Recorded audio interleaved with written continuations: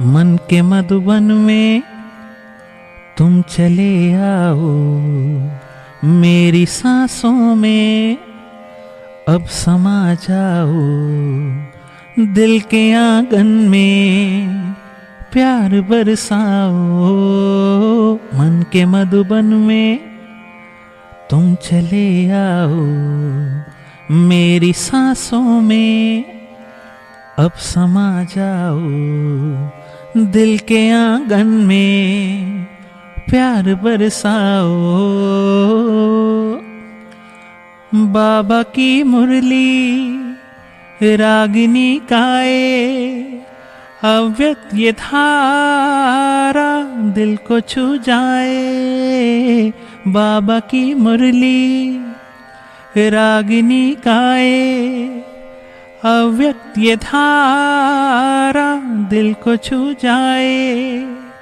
क्रांति का ऐसा करिश्मा कहाँ, मन के मधुबन में तुम चले आओ, मेरी सांसों में अब समा जाओ, दिल के आंगन में प्यार बरसाओ। जीवन ये मेरा तेरा वरदान है, एक पल हो के जुदा जीना मुश्किल है। जीवन ये मेरा तेरा वरदान है, एक पल हो के जुदा जीना मुश्किल है। खोजूं जहां में मैं तुम सा कहाँ, मन के मधुबन में तुम चले आओ, मेरी सांसों में अब समा जाओ, दिल के आंगन में प्यार बरसाओ। तेरे एहसानों का ये रंगीन अनुभव देख लो तुम भी जरा प्यार में खोकर। तेरे एहसानों का ये रंगीन अनुभव देख लो तुम भी जरा प्यार में खोकर।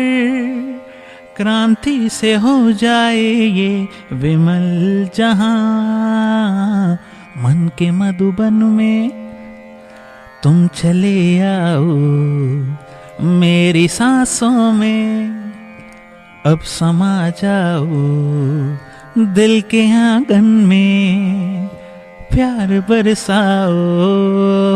मन के मधुबन में तुम चले आओ, मेरी सांसों में अब समा जाओ, दिल के आंगन में प्यार बरसाओ।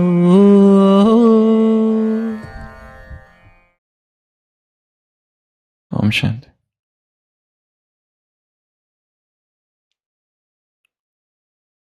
एक शिष्य अपने गुरु के यहाँ आश्रम में कई वर्ष रुकता है और एक दिन अचानक देखता है कि जो गुरु है वो नदी के ऊपर चल कर आ रहे।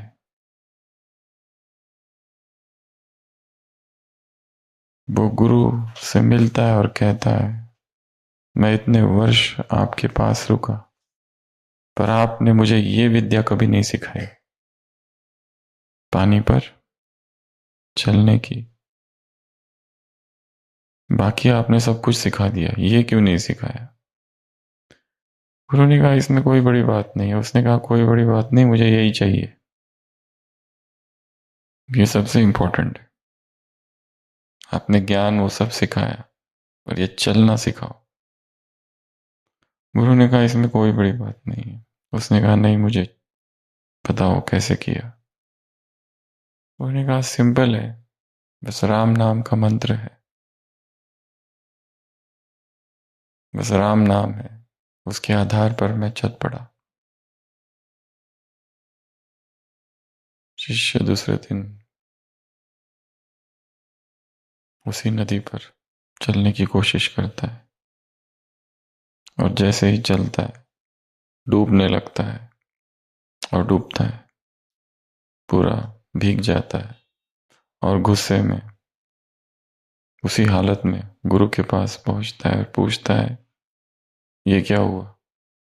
आपने राम नाम के लिए कहा था, मैंने राम नाम तो लिया, पर मैं डूब गया। गुरु पूछता है, तुमने कैसे किया सब?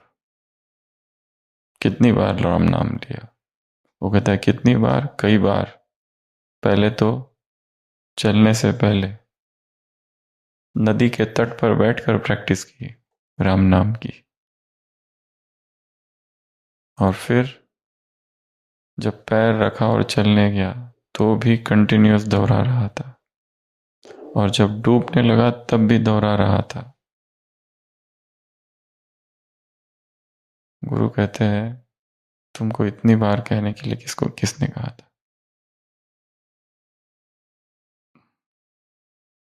एक बार ही काफी है।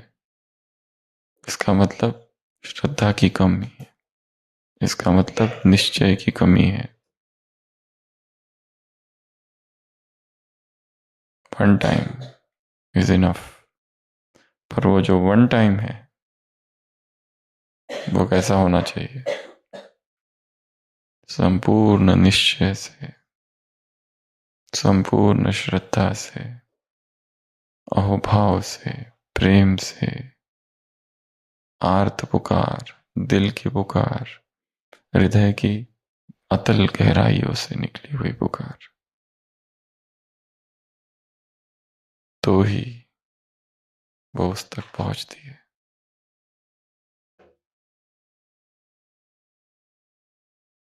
उसके लिए क्या चाहिए? उतना ही गहरा प्यार, उतना ही गहरा प्रेम। और प्रेम, जो उस दिन भी कहा था, एक ऊर्जा है। प्रेम वाइब्रेशन है, एनर्जी है।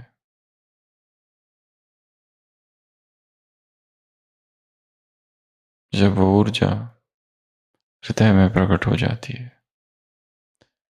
तब सब कुछ एक नजर आता है। सारी सृष्टि, सारी कायनात, सब कुछ। फिर वो भेद नहीं रहता, ये अलग, ये अलग। समता, समभाव हृदय में प्रकट होता है।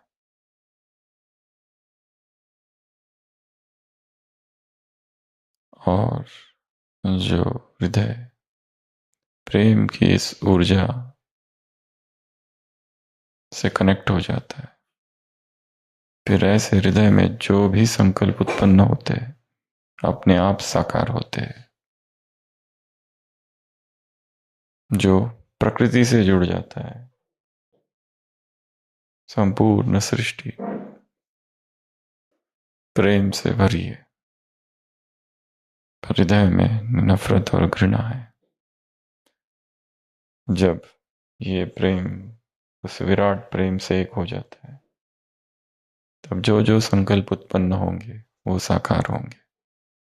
प्रकृति हमारी हर बात मानेगी, और हमारे मन में ऐसे संकल्प उत्पन्न ही नहीं होंगे जो प्रकृति के विरुद्ध है। संपूर्ण कायनात, संपूर्ण सृष्टि जुट जाएगी उस संकल्प को पूरा करने के लिए। और वो प्रेम यदि प्रभु प्रेम है तो उसकी तरंगे फैलेगी चारों तरफ।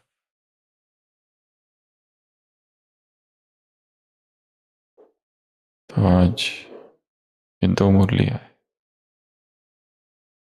26 मुरलियां बाकी है। हर दिन 2-2 मुरलियां लेंगे। 13 दिन, भट्टी के अंतिम 13 दिन।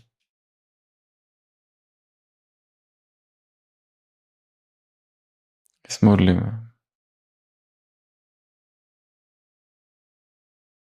बाबा ने हमें अपने 3 रूप याद दिलाए। इस मुरली में बहुत नवीनता है। क्योंकि ऐसे कंबाइंड रूप, वो भी तीन, बार बार एक साथ नहीं कहे गए हैं। पहला कंबाइंड रूप आत्मा और शरीर, प्रकृति और पुरुष। भक्ति में या फिर षड शास्त्रों में, इंडिया में 6 फिलॉसफीज है। पूर्व मीमांसा, उत्तर मीमांसा, वेदांत वगैरह वगैरह। उसमें एक है सांख्य शास्त्र।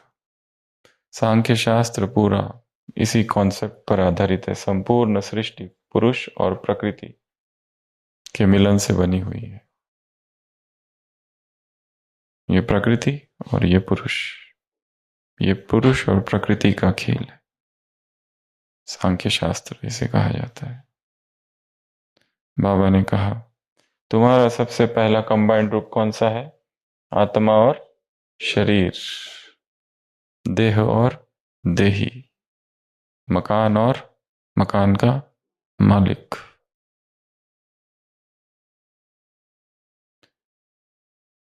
तो शरीर और आत्मा, बस यही खेल है। सारा गड़बड़ जो हुई है वो इसी की वजह से हुई है। दोनों एक कर दिया हमने।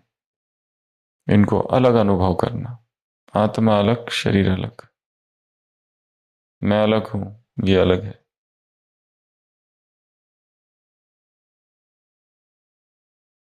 शरीर से डिटैचमेंट, जो भक्ति मार्ग में उदाहरण दिया जाता है, सूखा नारियल और गीला नारियल। गीला नारियल चिपका हुआ है, वो आबद्ध अवस्था है, कर्मबद्ध अवस्था है जीव आत्मा की। और सूखा नारियल वो अवस्था है जिसमें वो जो खोल और गिरी अलग अलग है। चलते फिरते उठते बैठते ये अनुभव कि मैं अलग शरीर अलग,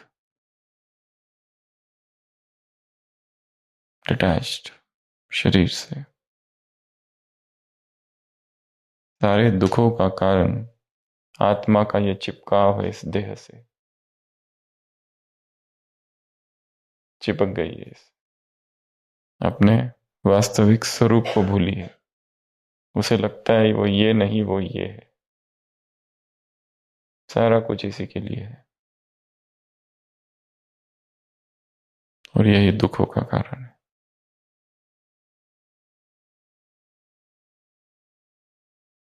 किसी गुरु ने कहा, जाओ जाकर सबसे निम्नतम वस्तु इस संसार की जो है वो लेके आओ। सबसे शूद्र जो है, उससे शूद्र कुछ नहीं हो सकता, ऐसी वस्तु।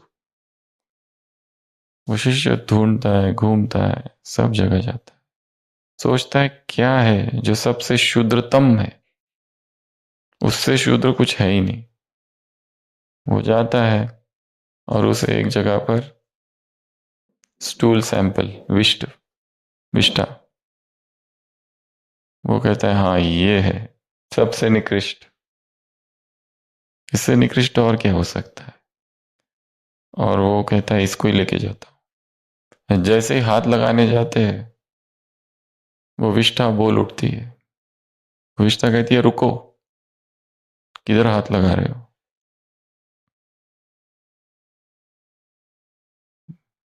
वो विष्ठा कहती है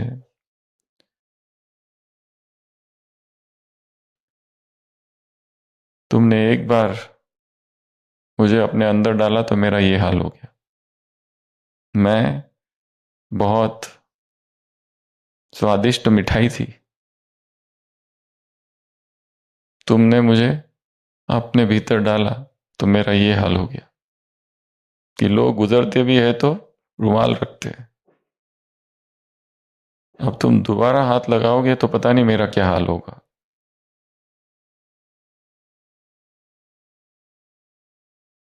मेरी ये हालत हुई है तुम्हारी वजह से, जो मैं इतनी शूद्र बन गई। वो शिष्य को आत्मग्लानि होती है, जैसे कि उसे लगता है कि मैं ही सबसे शूद्र तो मैं ही हूं। और वो विनम्रता का भाव जागता है और इस देह के प्रति वैराग भी। द्वापर से ही ये तादात्म्य चालू हो गया, शरीर के प्रति चिपकाव, जुड़ाव, सारा कुछ इस शरीर के लिए। फिर उसके लिए किसी को मारना भी पड़े, किसी पर अत्याचार भी करना पड़े, तो भी व्यक्ति पीछे नहीं हटता है। किसी की देह प्राप्त करने के लिए झूठ बोलना पड़े, दिखावा करना पड़े, प्रेम का स्तुति करनी पड़े झूठी, वो सब करता है। तो सबसे पहला तो यही प्रैक्टिस है। आत्मा, सारी मुरलियों का सार भी तो यही है। आत्मा शरीर, आत्मा शरीर, अलग अलग अलग अलग। ये पहला कंबाइंड रूप। दूसरा, भविष्य का कौन सा है? विष्णु।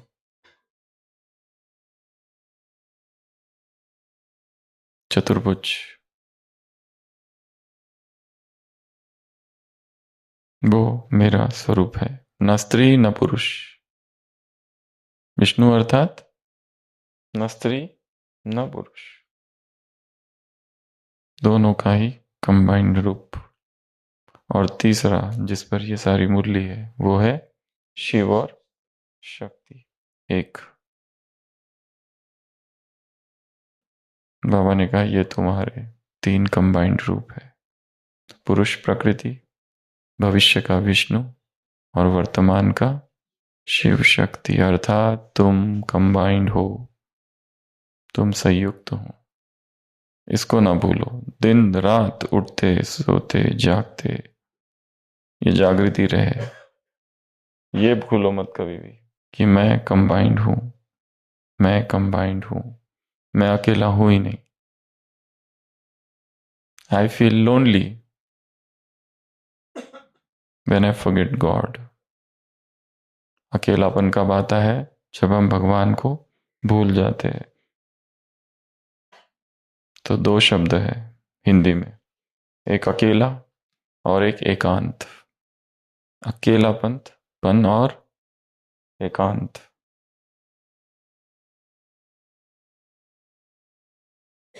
अकेलापन अर्थात लोनलीनेस, ये दुख की अवस्था है। और एकांत आनंद की अवस्था है।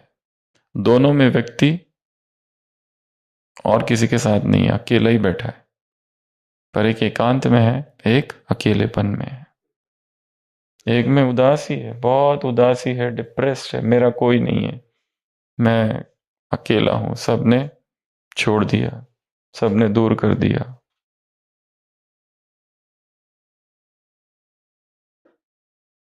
एक भाई को जो हम जानते थे, जिसको एक बीमारी थी सोरियासिस की, सोरियासिस बीमारी स्किन की, पूरे स्किन में वो स्केल्स निकलते, सिल्वरी स्केल्स। बहुत सारे पेशेंट्स होते हैं। किसको यहाँ होता है, पैर में, हाथ में, मुंह में, किसको पूरे शरीर में होता है।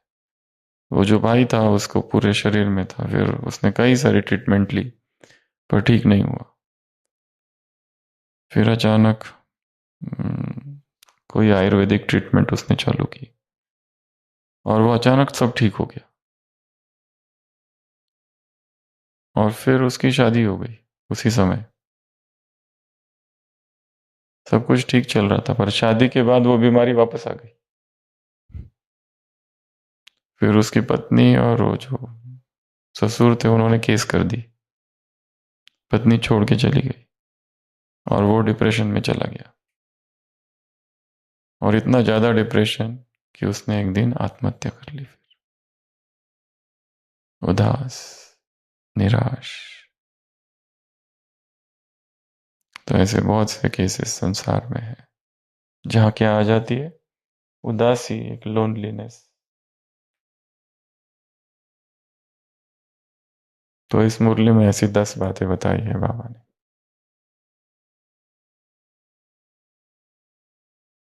कि जब तुम बाप से दूर चले जाते हो, जब तुम भगवान से दूर चले जाते हो, तो अकेले हो जाते हो।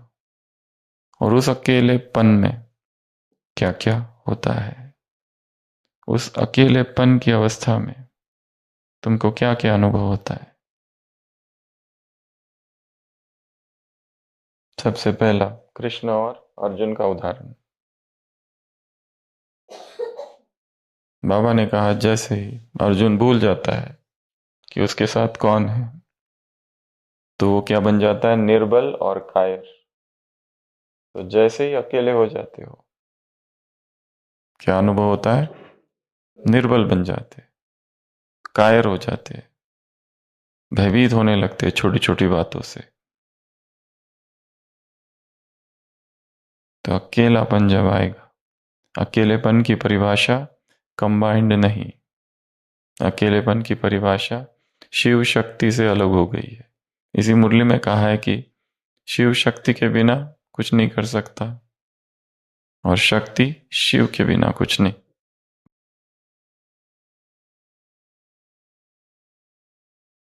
कल टेस्ट में भी था ना, चाल चल नहीं सकती, नहीं था, होगा फिर आगे।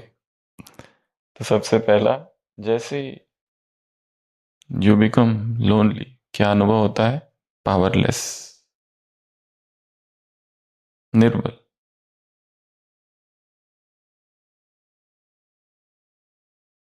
अभी तक जो सामर्थ्य अनुभव होता था, मैं कर सकता हूं कोई भी चीज, नथिंग।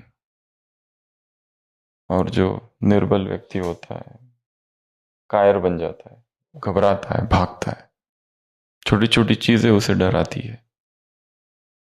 ये पहला। दूसरा, कमजोरी के संकल्प आने लगते। एक होता है शक्तिशाली संकल्प, मैं ये भी कर सकता हूं, वो भी कर सकता हूं, ये भी करूं। पर जब अकेले हो जाते हैं तो क्या आने लगते हैं, स्वतः ही वो सारे संकल्प प्रकट होने लगते हैं, कमजोरी वाले। कुछ हो ना जाए, कुछ हो ना जाए, कुछ हो ना जाए, ऐसा ना हो जाए, वैसा ना हो जाए। वीक थॉट्स, छत ना गिर जाए रात में, कहीं भूकंप ना आ जाए, बच्चा जा रहा है एक्सीडेंट ही ना हो जाए। इतने कमजोर विचार रहते हर चीज में, मेरा क्या होगा, बेचैनी, घबराहट, अनईजीनेस, हमेशा डर रहता है, भय, भय लगता है, हर चीज का भय लगता है, इतनी छोटी छोटी चीज का भय। पेशेंट्स ये सारी बातें बताते रहते हैं, इतना भय कि ओपीडी के बाहर बैठे रहते, अंदर आके कहते भय भीत ये है कि कहीं मेरा नंबर ही नहीं आया तो, अगर मुझे देखा ही नहीं तो। वहां से भय चालू होते, हर चीज में भय, हर छोटी छोटी बात में भय। इतना भय, आके ही कहते क्या तकलीफ है, तो बोलते भय। हर चीज भय की ही बीमारी है, डर लगा रहता है। पूछो कौन सा डर है, वो परिभाषित नहीं कर सकते, अभाष्य है। क्या भय है वो भी नहीं पता। मनुष्य को सबसे ज्यादा भय, दो भय सबसे ज्यादा सताते हैं। एक तो मृत्यु का भय, यह सबसे बड़ा भय, और इससे भी बड़ा और एक भय है। वो कौन सा, अज्ञात, fear of the unknown. Unknown क्या होगा, कौन सा भय है वो ही नहीं पता। अननोन है कुछ तो, अपरिचित है, जो भयभीत करता है, अदृश्य है, जो भय घूमते रहता है साए की तरह। तो जब भी अकेले हो जाओगे तो सबसे पहले क्या बन जाओगे, निर्बल, कायर, परिस्थितियों का सामना नहीं कर पाएंगे। बड़ी परिस्थिति आ गई, छोटी परिस्थिति आ गई, डर जाएंगे, भयभीत हो जाएंगे, अब मेरे से क्या होगा। एडिसन था, उसकी कितनी बड़ी लैंड थी, आइलैंड पार्क में इतना बड़ा लेबोरेटरी, उसमें आग लग गई, उसमें इतना सारा रिसर्च, सब कुछ, वो पूरा जल रहा है, इतना बड़ा कि बड़ा, हजारों लाखों डॉलर्स का। और जब जल ही रहा है तो एडिसन ऐसा दिख रहा है। उसका बेटा भाग के आता है, डैडी ये क्या है? वो कहता है कुछ नहीं, अपनी मम्मी को बुला के लाओ। उसने इतना अच्छा दृश्य कभी नहीं देखा होगा, इतनी बड़ी लैब जल रही है, बिल्कुल अप्रभावित। परंतु 10 साल के अंदर वो फिर से सब कुछ खड़ा कर देता है। उसका जो बेटा है, उसने रीडर्स डाइजेस्ट के 1953 के एडिशन में ये कहानी वर्णन की थी, एडिसन के बेटे। अगर कोई दूसरा होता तो वहीं खत्म। जीवन भर जितने पैसे कमाए एक धक से चले गए। सोचो जहां आप रहते हो उस घर को ही आग लग जाए, और अभी बस जल रहा है, बस थोड़ा सा बाकी है, और तब आप वहां पहुंचो, क्या करोगे? रोना, दुखी होना, उदास होना, या फिर हा हा हा। ये नहीं कि एडिसन ने चुपचाप नहीं बैठा हो, गया, परंतु फिर से खड़ा कर दिया ना संकल्प से। उससे भी बड़ा खड़ा कर दिया जो कुछ जल गया था। 1910 की बात है।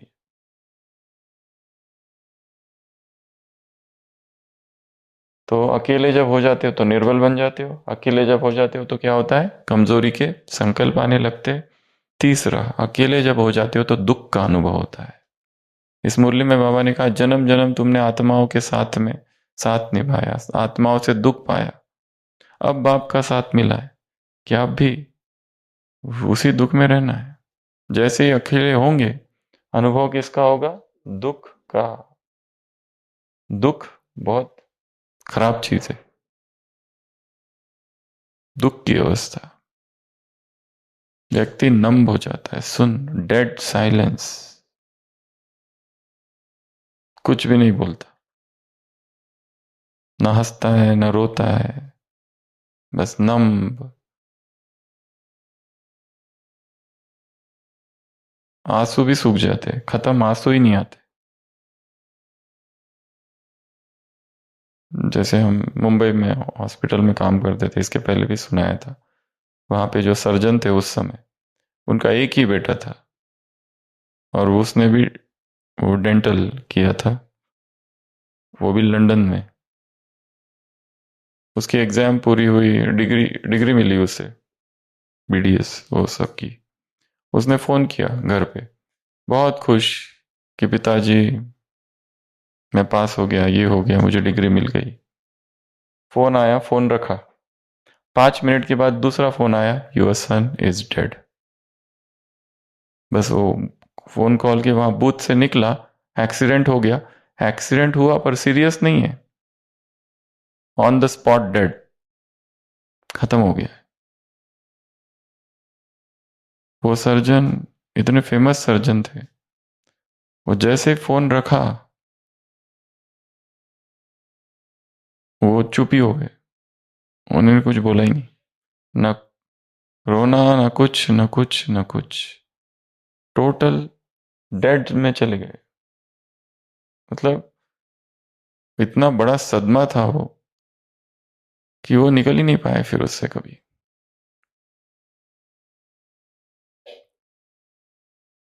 तो ऐसी दुख की अनुभूति होती है, इसलिए वो अभ्यास निरंतर चाहिए। जाते उठते जागते सोते मैं कंबाइंड हूं, बाबा मेरे साथ है। अलग अलग अभ्यास, यहां तो कहा शिव शक्ति कंबाइंड, वो छत्र छाया है, वो साथ है, वो मददगार है, हाथों में हाथ है, बहुत सारी चीजें वो सारी। नहीं तो ये दुख का अनुभव होता है। तीसरा, चौथा, अलमस्त हो खेल दिखाते हैं। बाबा ने इस मुरली में खेल को याद किया है, बंदर और बंदरिया। हमने तो कभी नहीं देखा ये खेल, पता नहीं गांव में होता होगा उस समय। तो बाबा ने कहा बंदरिया को पकड़ के लेके आए, उसकी शादी करवा दी बंदर से। अब बंदरिया की इच्छा नहीं है शादी करने की, पर जबरदस्ती उसकी शादी करा रहे हैं बंदर से, तो बंदरिया घूंघट के अंदर ही रहती है, वो घूंघट नहीं खोलती है, वो पीट कर देती है। वो दूल्हा मीन्स बंदर इधर से आता है, वो इधर करती है। तो ये वो कठपुतलियों में दिखाते होंगे शायद, बंदर में। अच्छा, रियल में। अच्छा।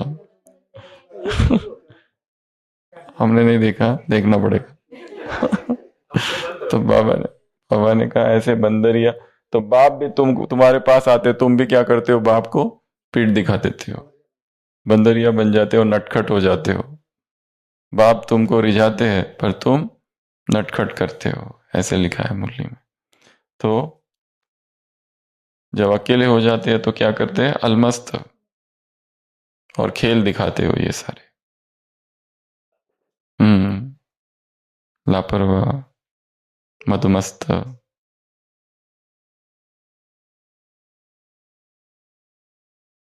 पांचवा, उदासी। क्या आ जाती है जीवन में, डिप्रेशन।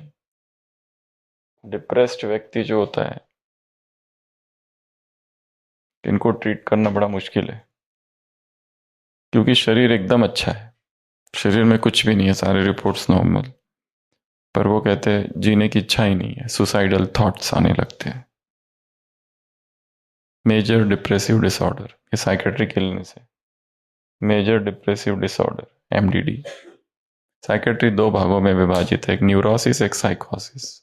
न्यूरोसिस थोड़ा हल्का हल्का, जैसे इंटरव्यू देने गए फेल हो गए, थोड़ा उदास फील हुआ, नेचुरल है। या किसी की मृत्यु हो गई 6 मास तक, वो थोड़ा सा दुख जैसा है, ठीक है।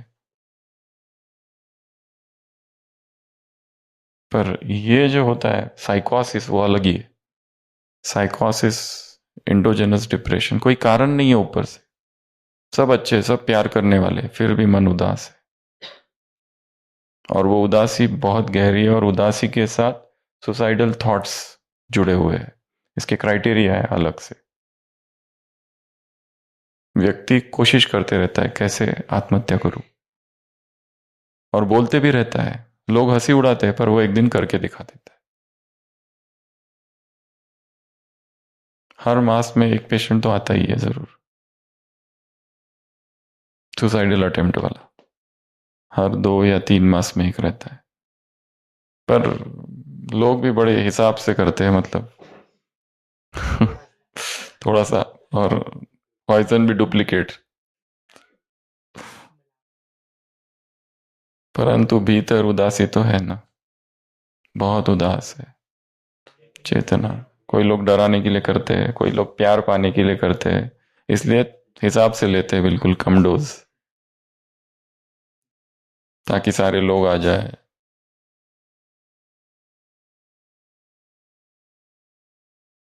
ऐसा बहुत संसार में होते रहता है। एक बार हॉस्पिटल में एक एक भाई और बहन दोनों एडमिट हुए थे, आशिक और माशूक। तो माउंट में आए और यहाँ वो लोगों ने खा लिया।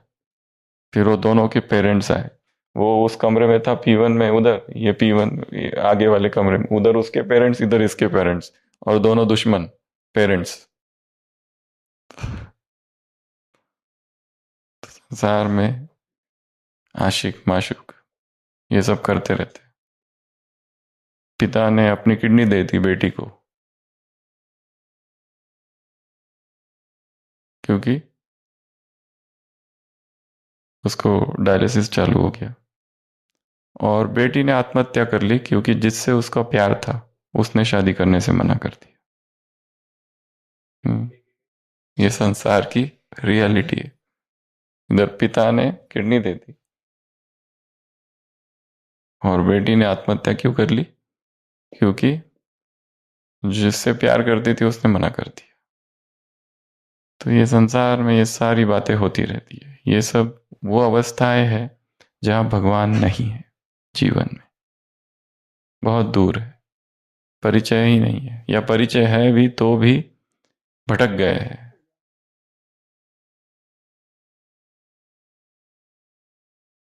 तो क्या आता है, उदासी, उदास अवस्था। उदासी है मतलब राजों को नहीं समझा है, उदासी है मतलब बाप दूर है। बस ये दो ही कारण है उदासी की। उदासी अर्थात ड्रामा के राज को नहीं जानना है, उदासी अर्थात भगवान नहीं है, दास हो चुके हैं माया के। अगला छठवा, बाबा ने इसमें बहुत अच्छी बात कही है, अतीन्द्रिय सुख वाला यह जीवन है, सुखमय जीवन, सर्व संबंधों से संपन्न जीवन, सर्व प्राप्तियों से संपन्न जीवन। उस समय क्या बन जाता है? नीरस और बिल्कुल असार अनुभव होता है जीवन। अगली पॉइंट, जीवन क्या अनुभव होता है? असार, कुछ नहीं करना है यहाँ, कुछ करने जैसा है ही नहीं, होपलेस, टोटल होपलेसनेस।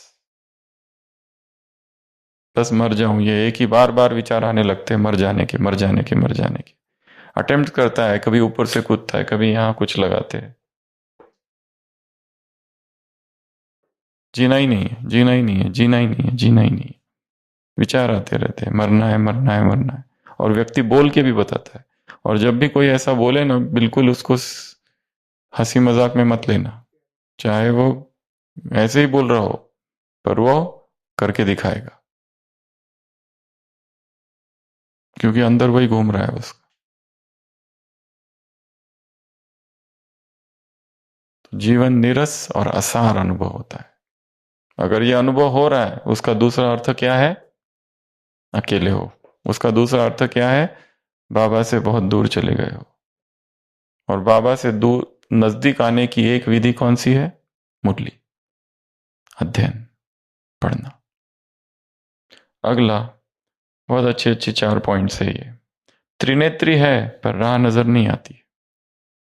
कौन हो? त्रिनेत्री, पर दिखता कुछ नहीं। क्या करूं, क्या करूं, क्या करूं, टू बी और नॉट टू बी, इधर जाऊं उधर जाऊं, क्या करूं क्या करूं। अनिर्णय की अवस्था, that in two minds, in decision. अगला, त्रिकालदर्शी है पर वर्तमान भी नहीं समझ सकते। अगला, खुद जीवन मुक्ति के गेट्स खोलने वाले को ठिकाना नजर नहीं आता। ये चारों पॉइंट्स है इसमें। चौथा, सृष्टि के सर्व आत्माओं के भविष्य परिणाम को जानने वाले अपने उस समय के कर्म के परिणाम को नहीं जान सकते, क्या करते उनको ही समझ नहीं आता है। तो ये चारों पॉइंट्स है यहाँ पर। पहली बताई कि त्रिनेत्री है पर दिखता नहीं है, त्रिकालदर्शी है पर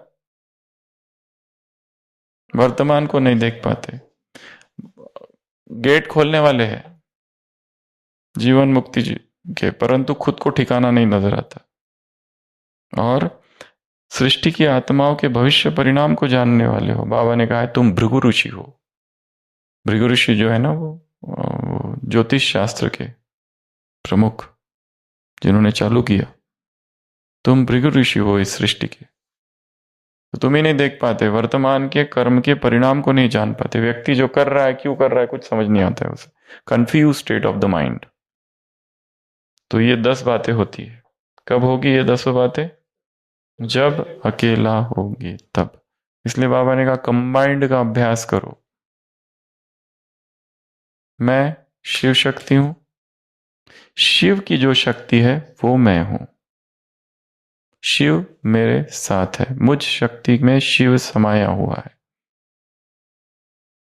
शिव मुझ में समाया है, मैं शिव में समाई हूं। शक्ति शिव में है, शक्ति में शिव है। तो ये अलग अलग स्वमान निर्माण करने हैं। मैं शिव की शक्ति हूं, मैं शिव शक्ति हूं, मैं आदि शक्ति हूं, मैं शिव की अर्धांगिनी हूं, शिव की जो शिवा है वो मैं हूं, शिव की जो शक्ति है वो मैं हूं। अर्धनारीश्वर का गायन है, मैं और वो एक। तो यही अभ्यास करना है। एक है कंबाइंड, एक है साथ, एक है छत्र छाया। अलग अलग अभ्यास। मैं कंबाइंड हूं, वो साथ है, या वो मेरे ऊपर छत्र छाया, या फिर मैं अकेला कहीं पर भी नहीं हूं, जहां मैं जाता हूं वहां वो है। ये सारे अभ्यास है। तो ये 3 रूप, आत्मा, शरीर, भविष्य विष्णु और अभी का शिव शक्ति। बाबा ने कहा इसका अभ्यास करो। तो वो कौन सी 10 बातें जो हो जाएगी? पहला, निर्बल बन जाओगे। यदि निर्बल हो तो क्या समझ लेना, मैं भगवान से दूर हूं। तो आज का होमवर्क नंबर 1,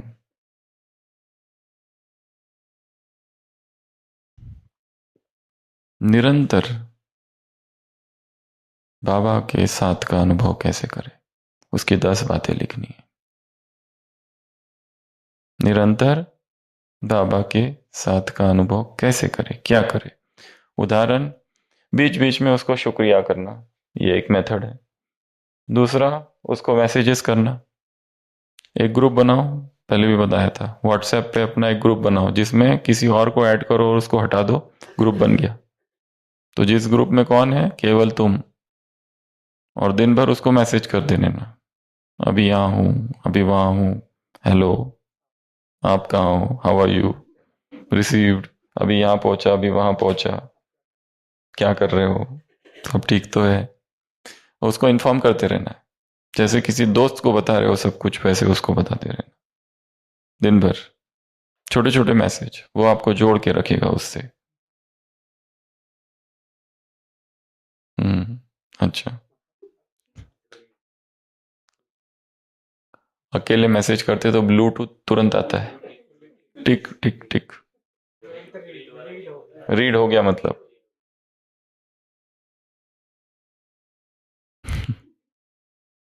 तो कुछ ना कुछ मैसेजेस करते रहना उसको दिन भर, उसको फोन करते रहना, उससे बात करते रहना, उसको शुक्रिया करते रहना, या उसकी मुरली पढ़ते रहना, उसकी सेवा करते रहना, उसने सिखाया हुआ योग करते रहना, मधुबन की मन से यात्रा करते रहना, मधुबन में आ जाना, या उसने दिए जो काम है वो करते रहना। आज किया सबने अमृत वेला, वो चेकलिस्ट?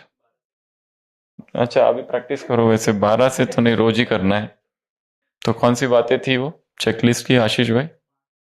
सबसे पहला 5 तत्व नहीं है, पहला 5 इंद्रिय, 11 पॉइंट्स है। सबके सब कौन बताएगा एक साथ? पुरुषोत्तम भाई, सबकी सब 11 पॉइंट्स। पहला, अमृत वेला क्या क्या करना है? सबसे पहला तो अपनी मुझ आत्मा से मेरे पूरे शरीर को प्यूरिटी की किरणें जा रही है, शक्ति आ जा रही है, एक। 5 इंद्रिय। दूसरा, 5 तत्व, आकाश को पवित्र करो, हवाओं को पवित्र करो, धरती पर उतरो, धरती को पवित्र करो, जल को पवित्र करो, और अग्नि को। दूसरा। तीसरा, 5 खंड, Europe, America, Africa, Asia, Australia, अलग अलग ऊपर ऊपर जाओ और अलग अलग किरणें दो, किसी को शांति दो, किसी को पवित्रता, किसी को जहां जिसकी जो आवश्यकता है। फिर 5 महासागर, हिंद महासागर, अटलांटिक महासागर, प्रशांत महासागर, दक्षिण आर्टिक, 5 महासागर, उसमें भी अलग अलग प्रयोग। जैसे मैं फरिश्ता उस पर चल रहा हूं, भारत से चलना चालू किया, अफ्रीका और भारत के बीच में 2-3 छलांग में अफ्रीका पहुंच जाओ, एक एक कदम में एक कदम इधर, या तो 5 कदम में 5 महासागर तीसरा, चौथा, 5 सत्ताओं को सकाश, धर्म सत्ता को इमर्ज करो, देखो गुरुओं को, गोसाइयों को, सब सब साधु संत योगी महात्मा, सारे मठ, सारे आश्रम, सारी आध्यात्मिक संस्थाएं, सबको देख लो और उनको एक साथ सकाश दे दो, और उनको आह्वान भी करो, हे आ जाओ, क्योंकि उसमें भी देवी देवता धर्म की आत्माएं छिपी हुई है, अब तक जो पहुंची नहीं है। हे देव कुल की महान आत्माओं आ जाओ। ये कितना पावरफुल संकल्प है। हे देव कुल की महान आत्माओं आ जाओ। भक्ति कर रहे हैं लोग, आरती कर रहे हैं, पूजा कर रहे हैं, क्या कुछ नहीं कर रहे, अनुष्ठान कर रहे हैं, उन सबको आह्वान करो, आ जाओ। उसके बाद में कौन सी सत्ता? 5 सत्ता, धर्म सत्ता, विज्ञान सत्ता, साइंटिस्ट, इंजीनियर, डॉक्टर्स, ये जो भी है साइंटिफिक माइंड वाले लोग, उनको भी आह्वान करो, उनका भी आह्वान। उसके बाद में कौन सी सत्ता? धर्म सत्ता, विज्ञान सत्ता, राज्य सत्ता, जितनी पॉलिटिकल पार्टीज, सबको, सब एक ही है हमारे लिए, सब आ जाए। ठीक है, अगर उनमें परिवर्तन अगर आ गया तो समाज का कितना भला हो जाएगा, अगर उन एक के मन में निस्वार्थ भाव जागृत हो जाए तो कितना वो समाज को आगे बढ़ा देंगे वो लोग। तो स्वार्थ में डूबे हुए हैं ना। उसके बाद में प्रकृति की सत्ता, भालू, शेर, हाथी, घोड़ा, सब पेड़ पौधे, सब कुछ, सबको एक साथ। उसके बाद में कर्म की नहीं है, वो तो लौकिक ज्ञान की सत्ता। ये लौकिक पढ़ाई, लौकिक ज्ञान क्या है, इसमें बहुत सारी बातें आएगी। इसका फिर भी चिंतन करते रहो, फिर चर्चा करेंगे इस पर। अगला 5 प्रकार की, पहले संसार की आत्माएं ले लो। दुखी आत्माओं को सुख की किरणें दो। दुखी आत्माओं को इमर्ज करो। कितने हैं जो इस समय अभी सोच रहे मर जाऊं, रात भर नींद नहीं आई है, 5 बज गए, 6 बज गए, अभी तक नींद नहीं आई। रोज ऐसे 1-2 पेशेंट तो रहते ही है जो कहते हैं हमको नींद ही नहीं आती। रोज 3-4 बजते हैं और 4 बजे फिर नींद लगती है और फिर 5 बजे खुल जाती है, फिर दिन भर नहीं, नींद ही नहीं आती। क्या करे? बेचैनी बेचैनी रहती है, हमेशा बेचैनी रहती है, उदासी रहती है, नींद ही नहीं आती। क्या करे? अमेरिका में एवरी 3rd पर्सन, मतलब रैंडम 3 लोग हैं, उसमें से एक व्यक्ति नींद की गोली खा के सोता है। एवरी 3 रैंडम अगर चूज किया जाए पॉपुलेशन में से, उसमें से एक को नींद की गोली चालू है। तो ये 1 आउट ऑफ एवरी 3। हाँ, जितनी ज्यादा समृद्धि जहां है उतना ज्यादा दुख भी उसके साथ है।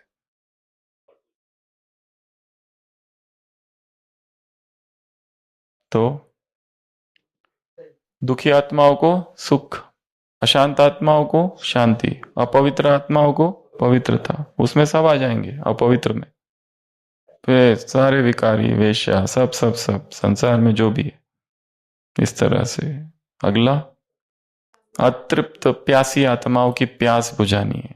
अगला, भटक रही है आत्माएं, शरीर छोड़ दिया है, भटक रही है, वो भटकती आत्माओं को ठिकाना, या फिर शरीर में ही है पर ठिकाना नहीं मिल रहा है, कहाँ करूं, क्या करूं, किसके पास जाऊं, किससे पूछूं, भटक रही है यहाँ। तो ये 5 प्रकार। फिर 5 प्रकार की ब्राह्मण आत्माएं, सब टीचर्स को इमर्ज करो और उनमें अलौकिक शक्तियां भर दो, क्योंकि उनको बड़े बड़े काम करने हैं। अपनी शक्तियां उनसे जोड़ दो, उनको शुभ भावना, शुभ कामना, शक्तियां, ज्ञान सब दे दो। कुमार, ब्रह्मचर्य की शक्ति दो। कुमारियां, ब्रह्मचर्य की शक्ति दो। माताएं, निश्चय की शक्ति दो, संपूर्ण निश्चय। भाई, सब अलग अलग शक्तियां दो। ये 5 प्रकार के ब्राह्मण। उसके बाद में 5 मधुबन के स्थान, ऊपर के 5, नीचे के 5। फिर 5 प्रकार की विशेष आत्मा। ये तो बहुत इंपॉर्टेंट चीज है। आत्माओं से माफी मांगना, आत्माओं को माफ करना, आत्माओं को धन्यवाद देना। और कोई एक विशेष आत्मा है जिससे बहुत ही कड़ा बंधन है, हो सकता है तुम्हारा वो बॉस ही है, यूजुअली वही रहता है इंचार्ज, जिससे बहुत ही कड़ा बंधन है। मतलब सब कुछ कर लिया पर वो उलझते गया, रिश्ते उलझते गए। कई बार रिश्ते जब उलझ जाते हैं ना, रिश्ते जब उलझ जाते हैं, उन्हें विश्राम की आवश्यकता होती है, उन्हें श्वास लेने की आवश्यकता होती है। रिश्तों में ठहराव आ जाता है, उस समय मौन हो जाओ, बार बार वार्तालाप नहीं करो, चुप हो जाओ। साइकोलॉजिकल डिस्टेंसिंग की आवश्यकता होती है, चुप, दोनों पार्टी विद समझ, एंड देन कम बैक। उसके बाद में जो आने वाली, आज दिन भर कोई नई आत्मा आएगी, कुछ तो करेगी, उसको पहले से ही सकाश देके रखो। कहां से कौन आ जाए पता ही नहीं ना। हमने क्या कर रखा है इतने जन्मों में, कुछ खबर नहीं। अचानक कोई भी कभी भी टपक पड़ेगा, हिसाब किताब चुकतू करने। ट्रेन में बैठे आराम से, एक व्यक्ति आता है और झगड़ा ही करने लगता है, मेरी सीट है, उठो उठो उठो। हम कहते मेरी सीट है, वो कहते मेरी सीट है, वो बहुत गालियां देता है। फिर वो कहता है अरे मेरी टिकट तो कल की है। ट्रेन वही, सीट वही, एक दिन पहले ही आ गया। मतलब जो भी है, पर जो उसने दिया, पर गाली तो दी ना, और चला गया। और उसने ये नहीं बताया कि सीट उसकी अगले दिन की ट्रेन है। वो झगड़ा करते गया, फिर बाहर गया थोड़ा, वहां उसने देखा रे, और उधर से चुपचाप निकल गया। हमको बताने थोड़ी ना आया कि भाई साहब माफ कर देना, ऐसा कुछ नहीं। तो वो क्या था, वो कुछ तो था। बच्चा ही नहीं है, बच्चा ही नहीं है, बच्चा हुआ घर में, बच्चा होते ही पता चला दिल में छेद है। डॉक्टर के पास लेके गए, डॉक्टर ने कहा ऑपरेशन 5 लाख। बच्चे का तुरंत ऑपरेशन, 5 दिन का बच्चा है, ऑपरेशन करना पड़ेगा, नहीं तो बचेगा नहीं बच्चा। बहुत बड़ा छेद है, हार्ट में होल है, वैल्व लीक हो रहा है। तो माँ बाप तो गरीब है, इधर से कर्जा उधर से कर्जा, ये लिया वो किया, दिन में काम किया रात में काम किया, मजदूरी की, सब कुछ किया, 5 लाख रुपए जमा किए। 5 लाख रुपए जमा किए, डॉक्टर को दिए, ऑपरेशन हुआ, बहुत अच्छा ऑपरेशन हुआ। ऑपरेशन के 5 दिन के बाद बच्चा मर गया। किस लिए आया था? लेने आया था ना वो, 5,000 लाख रुपए लेने आया था। इसलिए जब बच्चा घर में जन्म होता है ना, पालने में दिखता है कितना मीठा लगता है, पर वो उसके हाथ में तलवार भी है एक, ये उसको मत भूलना। वो हिसाब चुकतू करने आया है।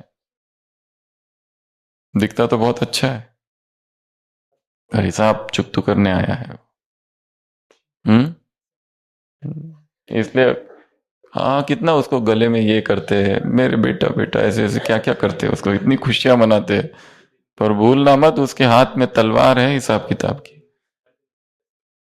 हाँ, उसके साथ फोटो, वो जब बोलता है ऐसे लंगड़ता वो चलता है तो कितना प्यार आता है माताओं को, मेरा पोता, मेरा ये, मेरा वो। पर भूलना मत, वो बड़ा होने के बाद क्या करने वाला है, तलवार लेकर आया है वो, तलवार। वो पालने में उसके बाजू में तलवार रखी रहती है, उसको मत भूलना। हम्म। तो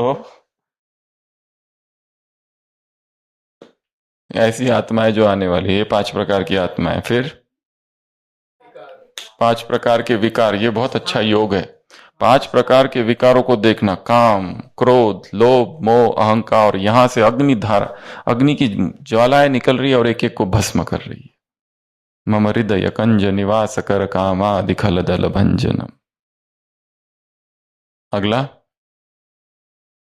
5 मधुबन के 5 स्थान, फिर बाहर के 5 स्थान।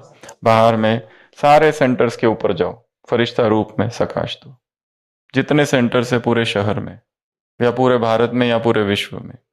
फिर जितने गीता पाठशाला है, फिर जितने रिट्रीट सेंटर है, फिर जितने जगह है बाबा की वो सारी, और जितनी वो जगह जहां पर बहनें जाती है जो बाबा के स्थान नहीं है, मुरली सुनाने जाके वापस आ जाती है, वो सारे स्थान। तो वो, और हो गया।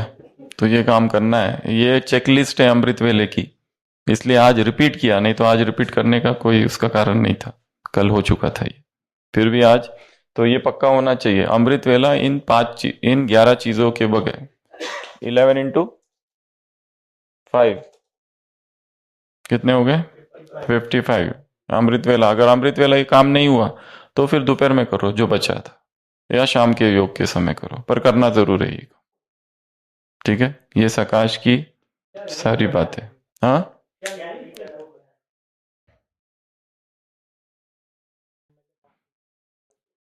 तो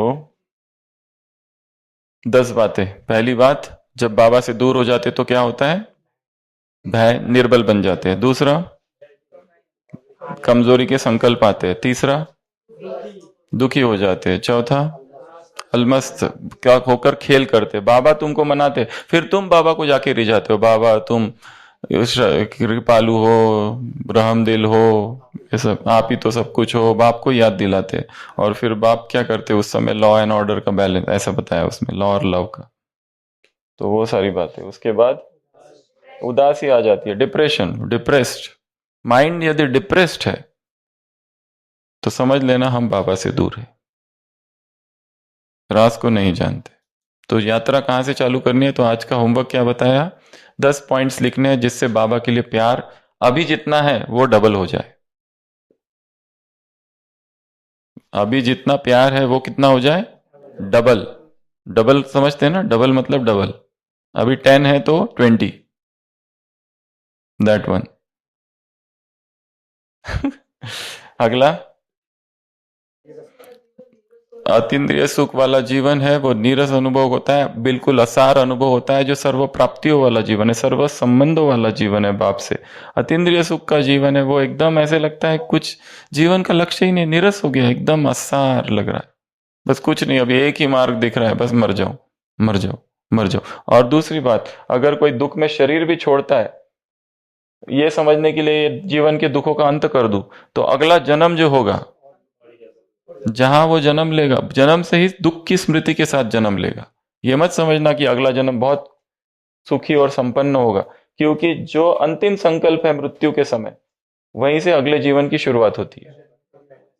तो वो ऐसे ही बचपन से ही उदासी, डिप्रेशन, छोटे छोटे बच्चे आते हैं हमारे पास, स्कूल्स के बच्चे आते हैं, वो डिप्रेशन में है, उनको इच्छा ही नहीं होती कुछ करने की, खेलने की इच्छा नहीं होती, कूदने की, कुछ नहीं। माँ बाप कहते हैं बस ये रोता रहता है, क्यों रोता है पता नहीं समझता, उसको पूछो तो वो बोलता नहीं कुछ। तो ऐसे भी लोग हैं।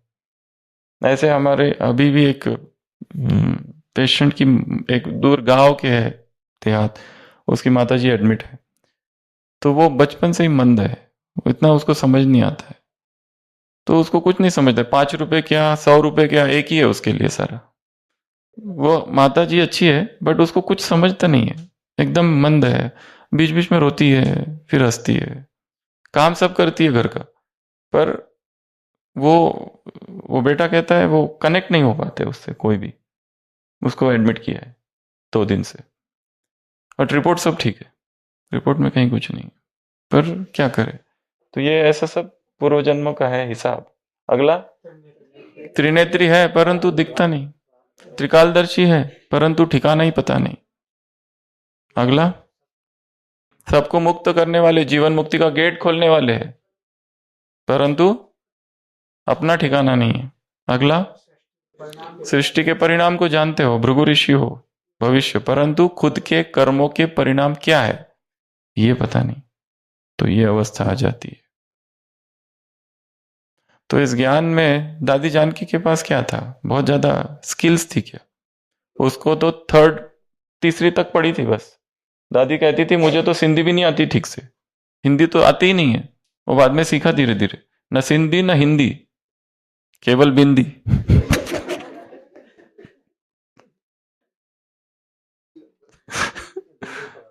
दादी जानकी पर किताब लिखी है विदेश की एक महिला ने, देखिए वो हमारे पास है, इंग्लिश की बुक है, 100 Years ऑफ सर्विस। विदेश की एक बहन ने, जो सहयोगी है, पूरा ज्ञान में नहीं है, इंग्लिश में बुक लिखी है। उस बुक की जो प्रस्तावना है उसमें प्रेफेस में लिखा है कि यदि भारत की एक महिला जो अनपढ़ है, उसका जो प्रस्तावना है, कल हम लेके आएंगे वो बुक, जो कि अनपढ़ है, अगर ऐसी लेडी भारत की लंदन में अपना परमानेंट घर बना सकती है तो इस संसार में असंभव कुछ भी नहीं है। उसको कुछ भी नहीं पता, वो तीसरी तक पढ़ी है बस, न हिंदी न सिंधी, और इंग्लिश तो बिल्कुल भी नहीं। ऐसे देश में प्रवेश कर रही है जहां इंग्लिश स्पीकिंग लोग हैं, उसके पास कोई खास स्किल्स नहीं है। अगर वो लंदन जैसी जगह पर अपना परमानेंट घर बना सकती है, तो इस संसार में असंभव क्या है? तो क्या है इसके पास?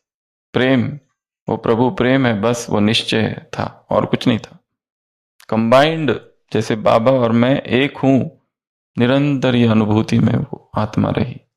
वही दादी नहीं, सभी दादियां ले लो, एक एक दादी का अगर देखो हम, तो कैसा ये है। ज्ञान सरोवर में कॉन्फ्रेंस चालू थी, प्रकाश मणि दादी और वो सारे लोग बैठे हुए थे, तो दादी ने कहा कि मैंने आप आज तक अपने जीवन में कभी भी झूठ नहीं बोला। दादी ने कहा ठीक है। उस सभा में एक लॉयर बैठा था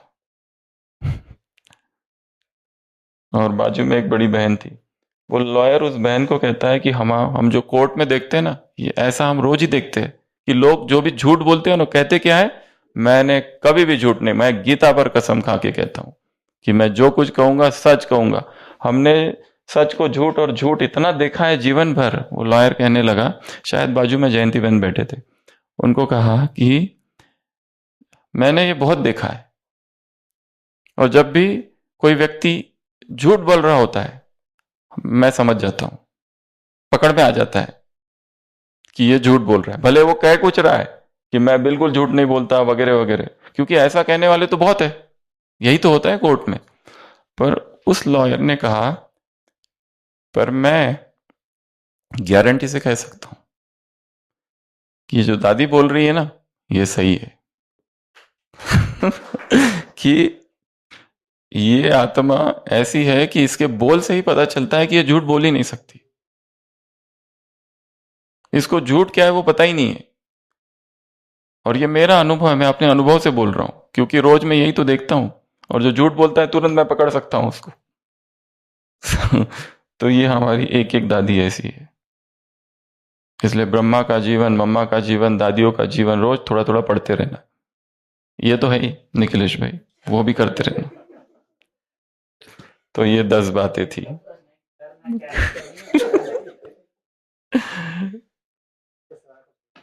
यही करते रहना, इसमें ही डूबो डूबो के रहना।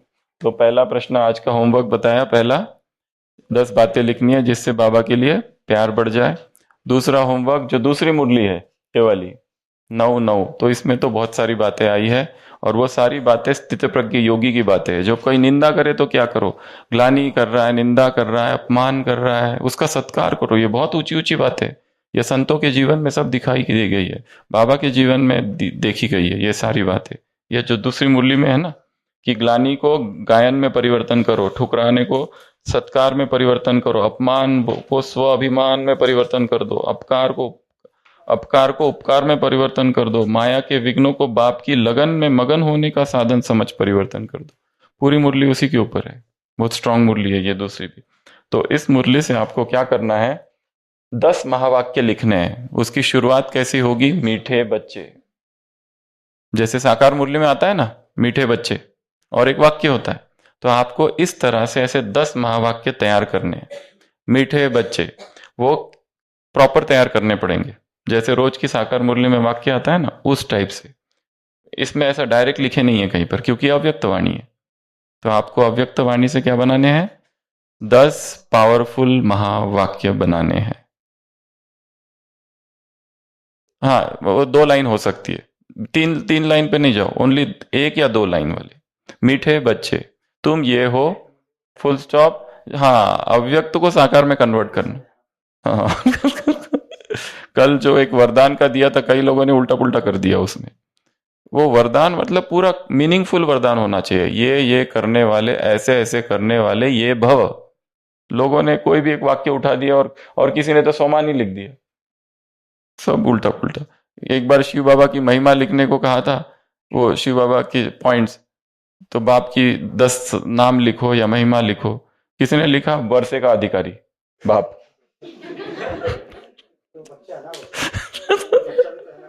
मतलब ठीक है, सारे उत्तर वैसे ज्ञान योग में सही है, पर बता रहे थोड़ा सोचना है, चिंतन करना है, एकांत में जाके तो ही लिखना है। तो बस ये 2 ही काम है आज, इसमें से 10 महावाक्य तैयार करने हैं। और बाबा से प्यार कैसे बढ़ाए उसकी नई नई युक्तियां, digital methods, spiritual methods, religious methods, technical methods, practical methods लिखनी है।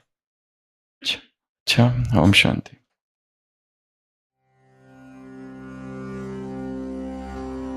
मन के मधुबन में तुम चले आओ, मेरी सांसों में अब समा जाओ। दिल के आंगन में प्यार बरसाओ,